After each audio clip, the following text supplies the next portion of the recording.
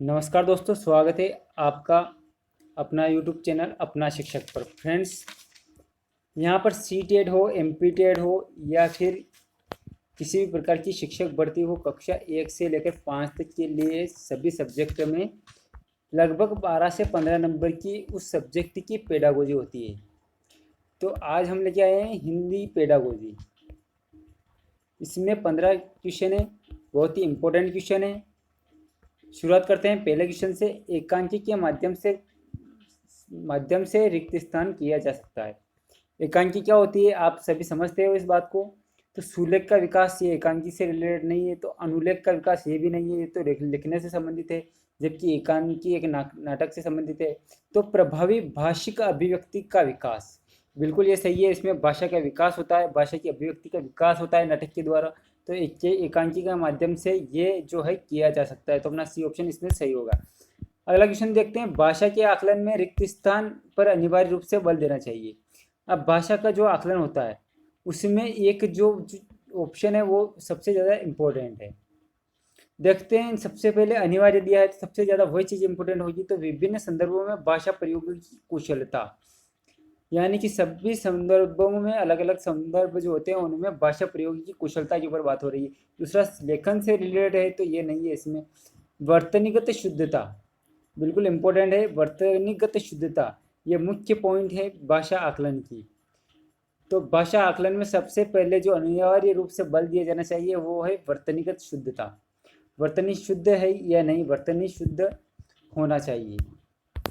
अगला है सतत मूल्यांकन का एक निहितार्थ है। पहला है इसमें हर महीने परीक्षाएं लेना। ये कोई फिक्स नहीं। सतत मूल्यांकन यानी कि एक सतत एवं व्यापक मूल्यांकन जो एनसीईआरटी पैटर्न बेस पे लागू हुआ है। तो सतत का जो होता है वो होता है कि रेगुलर मूल्यांकन होना चाहिए, व्यापक यानी कि सभी पक्षों का। तो हर महीने परीक्षाएं लेना, ये तो कोई ऐसा फिक्स नहीं है। दूसरा, बच्चों के भाषा प्रयोग का निरंतर अवलोकन करना, बिल्कुल सही है। ये भाषा का पेपर है हिंदी का, तो इसमें भाषा के प्रयोग की निरंतर अवलोकन करना। तो अपना बी ऑप्शन इसमें सही होगा। अगला है सस्वर पठन का मुख्य उद्देश्य होता है। तो इसमें पहला है अपना द्रुत गति से पठन करना, यानी मौन पठन करना। बच्चों की पढ़ने संबंधी झिझक को समाप्त करना। तो सस्वर पठन का जो मुख्य उद्देश्य होता है वो यही होता है कि बच्चे की झिझक को दूर करना। तो इसमें सी ऑप्शन अपना सही होगा। अगला है विद्यालय में एक से अधिक भाषाओं का शिक्षण। विद्यालय में एक, जैसे एक विद्यालय है उसमें एक से अधिक भाषाएं, यानी कि उसमें हिंदी है, हिंदी के साथ में गुजराती भी है, बंगाली भी है या फिर अंग्रेजी भी है। एक से अधिक भाषाएं जैसे केंद्रीय स्कूल है उनमें होती है। तो उसका शिक्षण, तो इस पर क्या इफेक्ट पड़ेगा, ऑप्शन देखते हैं। अनेक भाषाओं के शिक्षकों को रोजगार को बढ़ावा देता है, यानी कि अलग अलग क्षेत्र से बच्चे होंगे या फिर एक स्कूल में ऐसा मान सकते हैं कि बहुत सारी भाषाओं को सिखाया जाता है। यानी कि संस्कृत भी सिखाया जाता है, उसमें अंग्रेजी सिखाया जाता है, हिंदी सिखाया जाता है, गुजराती सिखाया जाता है। तो उसके लिए क्या होगा कि मतलब अधिक अनेक भाषाओं के, सभी अलग अलग भाषाओं के शिक्षक को रोजगार मिल जाएगा। ये तो नहीं है, पहला ऑप्शन गलत होए। दूसरा, बहुभाषिकता और राष्ट्रीय सद्भाव का प्रसार करता है, बिल्कुल सही है। तो अपना इसमें बी ऑप्शन ही सही होगा। तीसरा, तो ये व्यवहारिक नहीं है और जटिल समस्या उत्पन्न करना है, तो ये दोनों गलत है। अगला है भाषा शिक्षण की प्रत्यक्ष विधि में। पहला ऑप्शन देखते हैं, इसमें भाषा अर्जन की स्वाभाविक स्थिति का निर्माण होता है। दूसरा है में इसमें अतिरिक्त शिक्षण की सामग्री की कोई आवश्यकता नहीं, ये तो गलत है। इसमें जो है पहला ही अपना ऑप्शन सही है, क्योंकि यहाँ पर प्रत्यक्ष दिया है ना, प्रत्यक्ष विधि है। तो इसमें दिया है कि स्वाभाविक जो स्थिति है उसका निर्माण होता है, किसके लिए, भाषा अर्जन के लिए। अगला क्वेश्चन, उच्च प्राथमिक स्तर पर हिंदी भाषा विकास के लिए कौन सी गतिविधि उपयोगी नहीं है। उपयोगी नहीं है ये देखना है।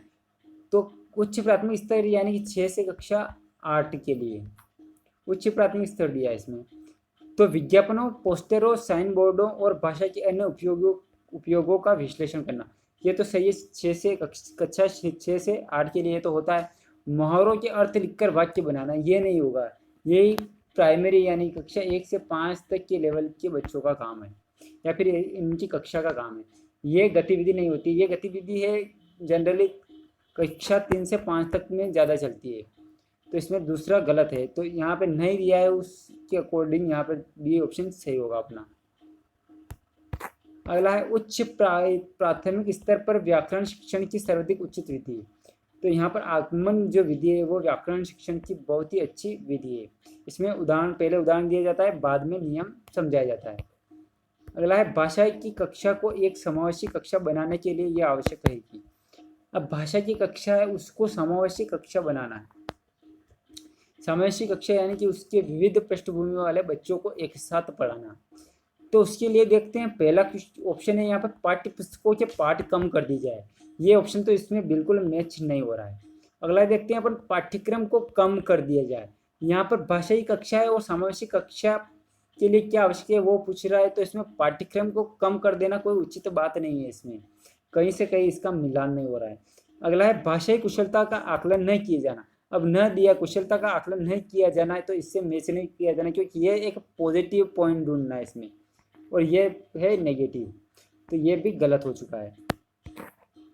अगला है विभिन्न प्रकार की दृश्य श्रव्य सामग्री का उपयोग किया जाना। ये सही है अपना, क्योंकि समावेशी शिक्षा है और भाषा की कक्षा है, तो विविध पृष्ठभूमि वाले बच्चे हैं, तो उनको पढ़ाने के लिए दृश्य श्रव्य सामग्री का उपयोग तो करना ही होगा, तो अपना डी ऑप्शन सही होगा। अगला है पूरक पठन सामग्री का उद्देश्य है, तो इसका जो सही होगा द्रुत गति से पठन की योग्यता का विकास करना। अगला है कहानी कथन के में सर्वाधिक महत्वपूर्ण बिंदु है। अब सोचिए कि कहानी जो है, कहानी जो होती क्या होती है, काल्पनिक होती है। काल्पनिक होती है, तो इसमें जो महत्वपूर्ण बिंदु है वो होता है कल्पनाशीलता। जिसकी जितनी कल्पनाशीलता अधिक होगी उतनी उस कहानी जो है, उतनी वो कहानी सृजनात्मक होगी, क्रिएटिविटी होगी उस कहानी में। तो इसलिए अपना बी ऑप्शन सही होगा। अगला है भाषा के संदर्भ में कौन सा कथन सही नहीं है। अब सही नहीं ये देखना है, तो भाषा जो है, भाषा केवल भाषा की कक्षा में ही सीखी जा सकती है, तो यहाँ पे पहला ही ऑप्शन सही नहीं है, तो ये अपना सही होगा। बाकी ऑप्शन सब सही है, क्योंकि भाषा कहीं पर भी सीखी जा सकती है, जबकि पहला ऑप्शन ये बोल रहा है कि भाषा केवल भाषा की कक्षा में ही सीखी जा सकती है, तो ये तो गलत है। बाकी तीन ऑप्शन जो है, भाषा प्रयोग में उसका परिष्करण होता है, ये सही है। भाषा परिवेश भाषा अर्जन करने में सहायक होता है, ये भी सही है। और आखिरी ऑप्शन भी अपना सही है। अगला है यहाँ पर भाषा का शिक्षण क्यों होता है, सॉरी प्रथम भाषा का शिक्षण क्यों होता है। जो भी होती है प्रथम भाषा होती है अपनी, जैसे हिंदी है, ये प्रथम भाषा है, अलग अलग क्षेत्रों में अलग अलग प्रथम भाषा होती है।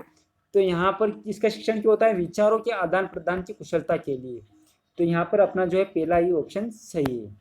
अगला है भाषा शिक्षण का सिद्धांत कौन सा है। भाषा शिक्षण का सिद्धांत ढूंढना है अपने को, धीमी गति में अभिव्यक्ति, ये सिद्धांत नहीं है। अवनरत का सिद्धांत, ये एक सिद्धांत है। भाषा आप पढ़ोगे तो उसमें बहुत सारे सिद्धांत है भाषा सिद्धांत के, उनमें से एक सिद्धांत ये भी अनवरत का सिद्धांत। Thank you for watching. जय हिंद, जय भारत। अगर ये वीडियो आपको अच्छा लगा हो तो इसको लाइक ज़रूर करें, ज़्यादा से ज़्यादा शेयर करें अपने दोस्तों के साथ में, और नीचे कमेंट सेक्शन में कमेंट करके बताएं कि वीडियो आपको कैसा लगा।